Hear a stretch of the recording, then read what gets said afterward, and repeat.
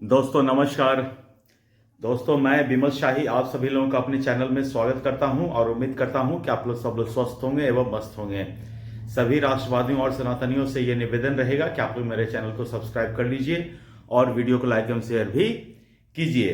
दोस्तों हम लोग बात करने वाले हैं बिहार पॉलिटिक्स में जो उथल पुथल मची हुई है, बिहार की राजनीति में जो ठंड के दिनों में जो गर्माहट है उसके बारे में हम लोग बात करने वाले हैं। दोस्तों अभी कुछ दिन पहले की बात है, नीतीश कुमार दिल्ली के दौरे पर थे।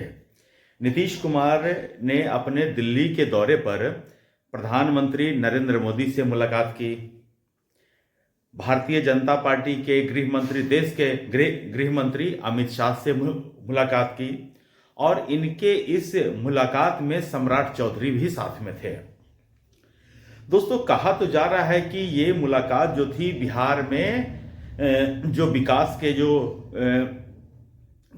काम चल रहे हैं उसके बारे में थी, लेकिन इसके साथ साथ एक और मुद्दे पर बातचीत वहां पर हुई है और वो बातचीत है कि बिहार से जो राज्यसभा की जो सीटें हैं उस पर से कौन कौन आदमी चुना जाएगा। तो बिहार में चूंकि बीजेपी चाह रही है कि अब उनका अपना मुख्यमंत्री बने, 2026 में या तो फर्स्ट क्वार्टर में बीजेपी चाह रही है कि अपना मुख्यमंत्री बिहार में बना दिया जाए। तो इसी सिलसिले में नीतीश कुमार प्रधानमंत्री मोदी और अमित शाह से मिलने के लिए दिल्ली गए हुए थे। बीजेपी ने उन्हें ऑप्शन दिया कि आप निशांत कुमार जो नीतीश कुमार के बेटे हैं उनको आप राज्यसभा भेज दीजिए और बिहार में बीजेपी का मुख्यमंत्री बनवा दीजिए और आप स्वास्थ्य लाभ लीजिए। इतना बीजेपी ने मैसेज नीतीश कुमार को कन्वे कर दिया। अब बताया जा रहा है कि नीतीश कुमार इस लेन देन की जो सिचुएशन है उससे सहज नहीं है और नीतीश कुमार की एक बहुत बड़ी खासियत है, जब कभी भी वो किसी गठबंधन के साथ सहज नहीं रहते हैं तो वो पलटी मारने की सोचते हैं। नीतीश कुमार में मतलब कि थोड़ा सा बार्गेनिंग पावर कम है। नीतीश कुमार हार्ड बार्गेनर सिर्फ चुनाव के समय ही होते हैं। चुनाव जब बीत जाता है उसके बाद नीतीश कुमार बार्गेनिंग कर नहीं पाते हैं। नीतीश कुमार सीधा पाला बदल लेते हैं कि अगर आप मेरे साथ मतलब मेरी बात आप नहीं अगर मानते हैं तो हम दूसरे के साथ सरकार बना लेंगे।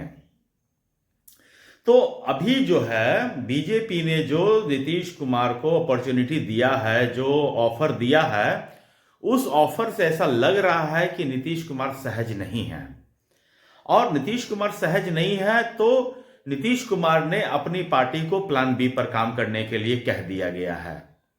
अब चूंकि नीतीश कुमार की पार्टी प्लान बी पर काम कर रही है, लेकिन कहते हैं ना कि कहीं पे निगाहें कहीं पे निशाना, तो जेडीयू ने अपने तरफ से एक शिगुफा छोड़ दिया है कि हम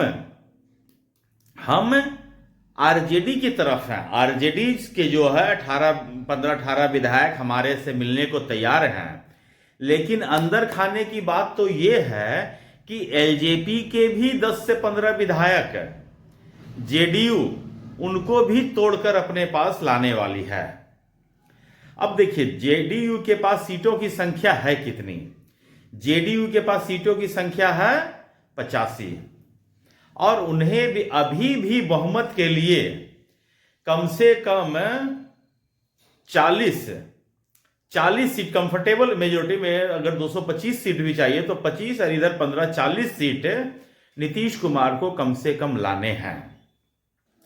तो नीतीश कुमार का इक्वेशन देखिए क्या वो बिठा रहे हैं। 18 विधायक आरजेडी के ये तो पक्का आने ही आने हैं, कम से कम 10 से मतलब कि 13-14 विधायक जो हैं वो एलजेपी की ओर तोड़कर अपने साइड करने वाले हैं।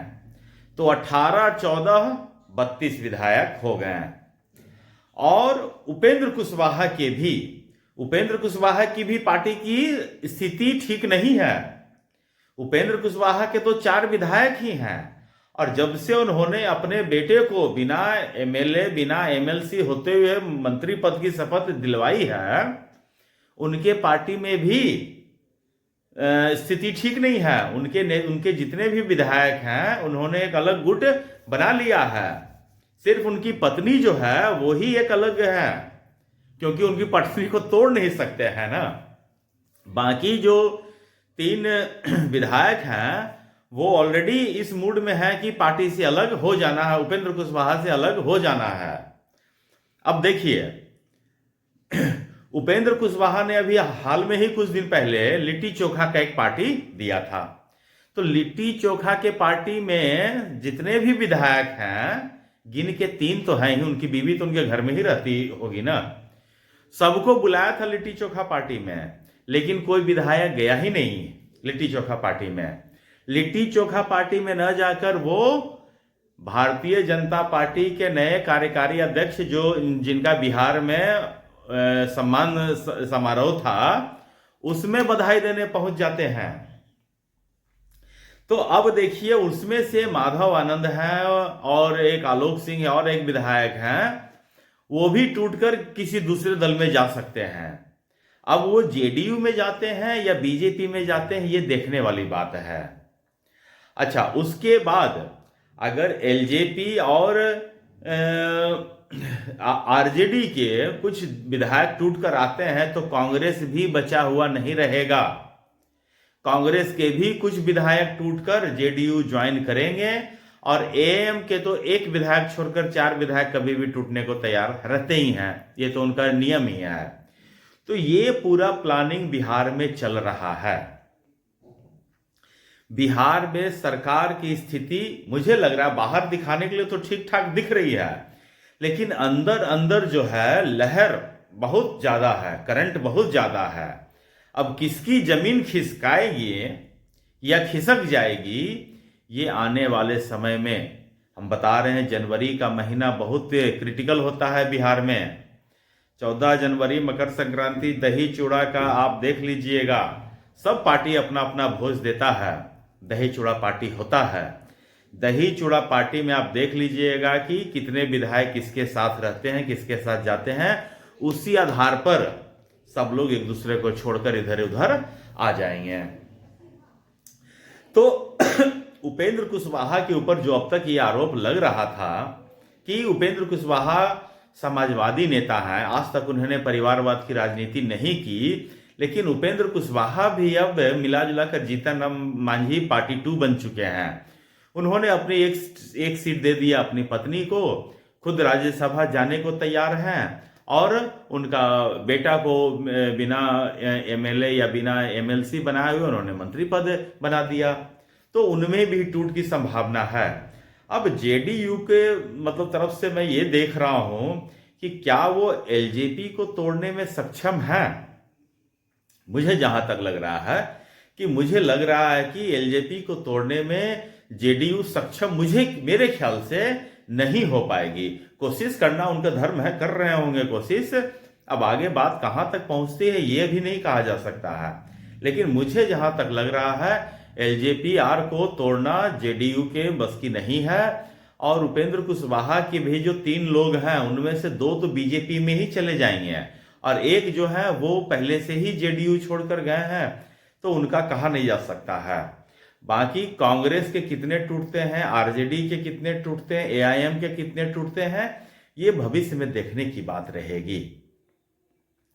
तो बेशक बिहार में ठंड का बहुत जबरदस्त माहौल है, शीतलहरी चल रही है। मेरा घर गंगा नदी के किनारे है, बहुत जबरदस्त शीतलहरी चल रही है। स्वेटर जैकेट कोई भी काम कर ही नहीं रहा है, लेकिन यहाँ की राजनीति में उबाल है। अब देखिए जैसे जैसे सर्दी खत्म होगी, उबाल खत्म होके सब कुछ सेटल हो ही जाएगा। तो दोस्तों मुझे आज के लिए इतना ही अपडेट देना था। आप लोग अपना ख्याल रखिए, स्वस्थ रहिए, मस्त रहिए, ठंड में ज्यादा ख्याल रखिए। तब तक के लिए नमस्कार, बाय।